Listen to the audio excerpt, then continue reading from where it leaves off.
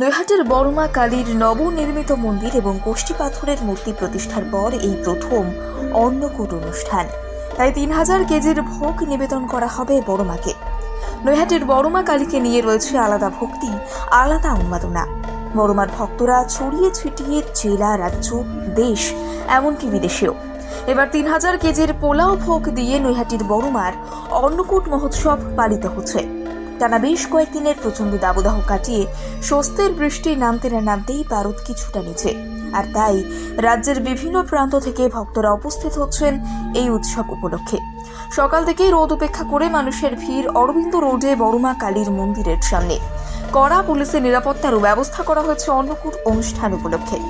দেশের নানা প্রান্ত থেকে ভক্তদের মা কালীকে উৎসর্গ করা অর্থেই হয় এই দিনের অন্নকূট উৎসব। উৎসব উপলক্ষে সাজিয়ে তোলা হয় গোটা মন্দির চত্বর। নিষ্ঠার সঙ্গে রীতি মেনে হয় পুজো। বেলা 11টা থেকে 2টো পর্যন্ত চলবে বিশেষ পুজো। বড়মার সামনেই সাজিয়ে দেওয়া হবে 3000 কেজির পোলাও ভোগ। বেলা 2টোর পর থেকে লাইন দিয়ে প্রবেশ করতে পারবেন ভক্তরা। তারপর সাধারণ ভক্তদের জন্য পোলাও, আলুর দম, পায়েস সহযোগে চলবে ভোগ বিতরণ।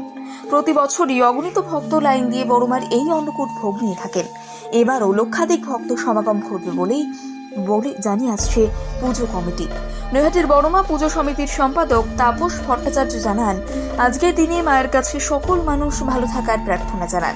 নৈহাটি এলাকার সবথেকে প্রাচীন কালী মূর্তি এই বড়মা।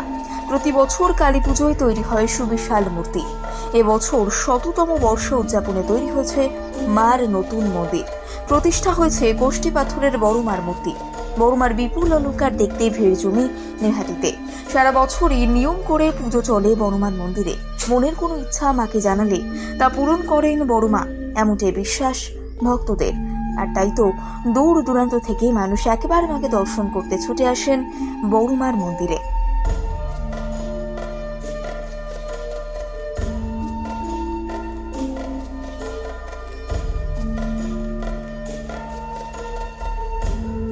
নৈহাটির বড়মা কালীর নবনির্মিত মন্দির এবং কোষ্ঠী পাথরের মূর্তি প্রতিষ্ঠার পর এই প্রথম অন্নকূট অনুষ্ঠান।